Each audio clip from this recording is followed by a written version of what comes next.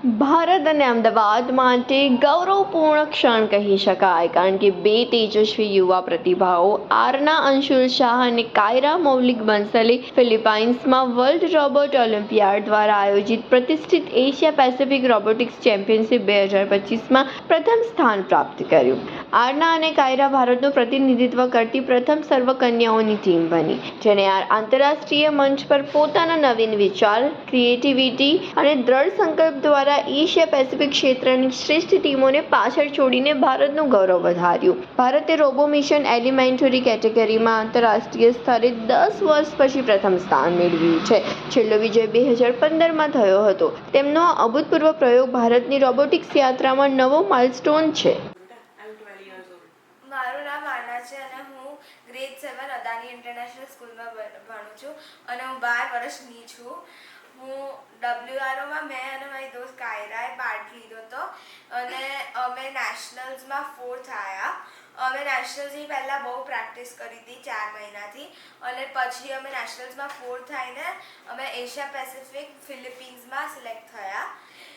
WROમાં basically આ વર્ષનું theme future of robots હતું અને અમારા કેટેગરી એલિમેન્ટરી રોબોવિઝનમાં અમારે સેટેલાઇટ્સ એટ વર્ક હતું થીમ. એ બધું સ્પેસ રિલેટેડ હતું. અમારે ડેબ્રીસને ક્લિયર કરવાના હતા, અમારે રોકેટને ફ્યુઅલ આપવાનું હતું, રોકેટ લોન્ચ કરવાનું, સેટેલાઇટ સેગ્રીગેટ કરવાનું, એવા બધા ટાસ્ક કમ્પ્લીટ કરવાના હતા 2 મિનિટની અંદર. જેના સૌથી વધારે પોઈન્ટ્સ હોય અને સૌથી ઓછા ટાઈમમાં કમ્પ્લીટ થાય આખું મિશન એ જીતે. અને સરપ્રાઇઝ રૂલ અને સરપ્રાઇઝ ચેલેન્જ હોય ટ્વિસ્ટ માટે. એન્ડ અમે ત્યાં બહુ જ બધા 24 કન્ટ્રીઝને પાર્ટિસિપેટ કરતા મળ્યા અને એમાંથી અમે ઇન્ડિયાને રિપ્રેઝેન્ટ કરતા હતા અને ઇન્ડિયાને રિપ્રેઝેન્ટ કરવામાંથી અમે ફર્સ્ટ આવ્યા. ત્યાં અમે બહુ બધું શીખ્યું. અમે ત્યાં ટીમવર્ક વાપર્યું અને અમારા કોડિંગ સ્કિલ્સ વાપર્યા અને એનાથી અમે ફર્સ્ટ આવ્યા. Thank you. ओके. मेरा नाम कायरा बंसल है. मैं ग्रेड 7 में पढ़ती हूँ आनंद निकेतन इंटरनेशनल स्कूल में. मैं 12 साल की हूँ.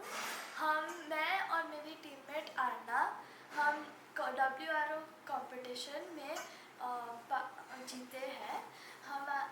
हम नेशनल्स के 4 महीने पहले ट्रेनिंग हमने शुरू की थी.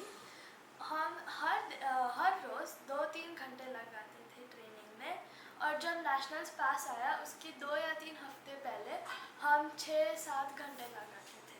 फिर नेशनल्स में 4th आने के बाद हम सिलेक्ट हुए इंटरनेशनल्स के लिए, जिसमें हमने 10 से 12 घंटे हर रोज़ लगाए थे एग्ज़ाम्स और स्कूल को बैलेंस करने के साथ भी. और हम इंटरनेशनल्स में हमारी कैटेगरी रोबो मिशन एलिमेंट्री में हम इंडिया ने 10 साल के बाद ये कैटेगरी में गोल्ड जीता.